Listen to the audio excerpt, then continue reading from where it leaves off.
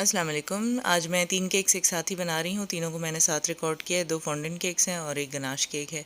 ये पहला वाला डॉक्टर का केक था, लेडी डॉक्टर का। इसको मैंने 8x12 के रेक्टेंगल पैन में बेक किया था और सबको मैंने गनाश रात ही को करके रख लिया था, क्योंकि सारे ही ऑर्डर्स उसी दिन लिए थे और नेक्स्ट डे देने थे, डिलीवर करने थे।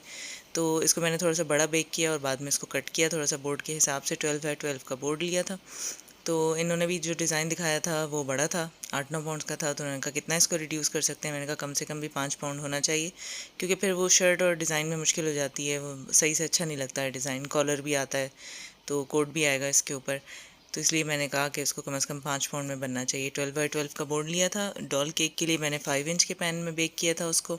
सबको गनाश पहले ही कर लिया था। इस वाले केक को मैंने सोचा था व्हिप क्रीम में करना है, लेकिन मैंने कहा जब इतनी गर्मी है तो फिर गनाश में ही कर लेते हैं, वो मुझसे हैंडल भी सही से हो जाती है, जल्दी बन जाती है। तो मैंने फिर नेक्स्ट डे सुबह में ये सबको काम करना एक साथ ही शुरू किया था। डॉक्टर्स का केक तो हो गया, आसान था। अच्छा, कलर ब्लू वाला बाद में मिलाना था ताकि वाइट वाले उस पर केक पे कलर ना आ जाए। तो इसके बाद मैंने ये डॉल वाले का शुरू किया।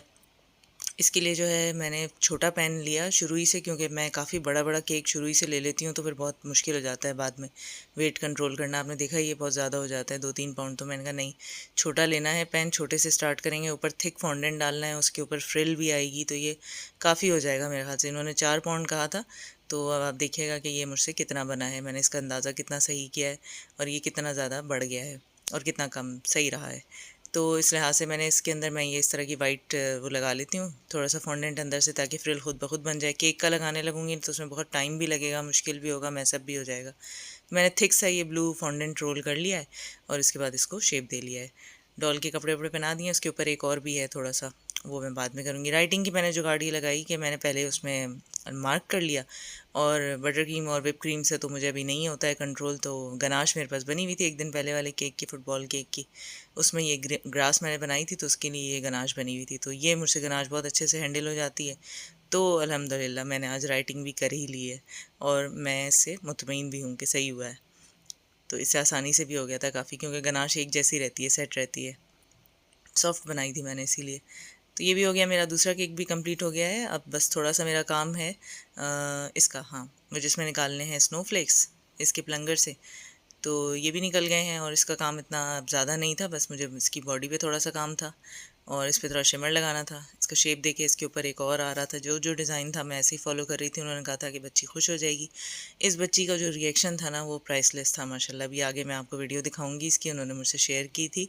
तो अगर बच्चे खुश हों अपना केक देख के, तो बस हम उनको देख के खुश होते हैं। और पेरेंट्स की खुशी की तो क्या ही बात है, इतनी मेहनत उन्होंने की थी अपनी इस बच्ची के लिए, बर्थडे के लिए। तो बहरहाल ये केक भी हो गया आसानी से। अब इसके जो है, अब और क्या रह गया था, इसकी बीड्स वगैरह थी, बस वो निकाली थी मैंने और ये स्नोफ्लेक्स इस पे लगा दिए थे।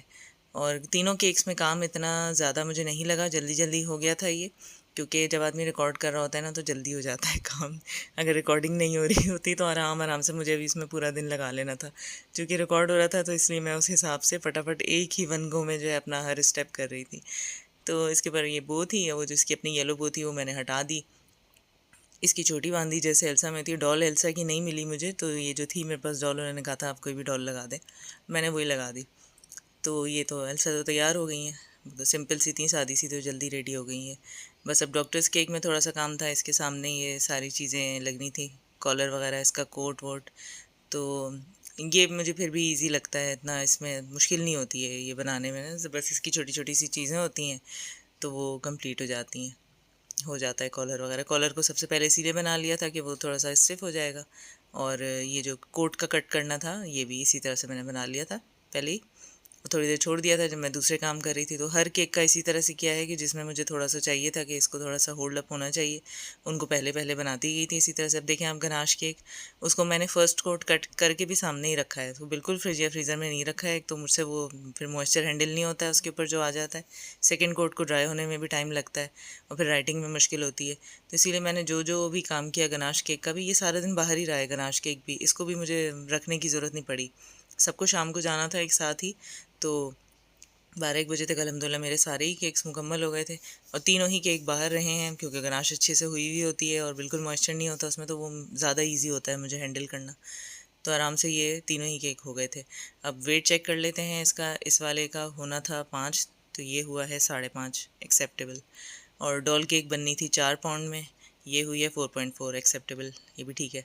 इसको बनना था 3 पाउंड में, ये हुआ है 4 पाउंड, ये थोड़ा सा ज़्यादा हो गया है लेकिन कोई बात नहीं, चले, होता है इस तरह से।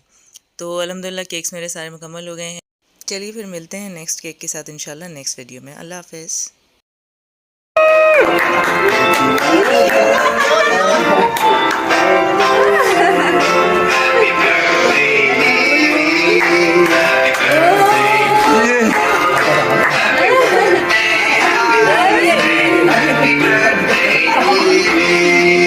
I take that.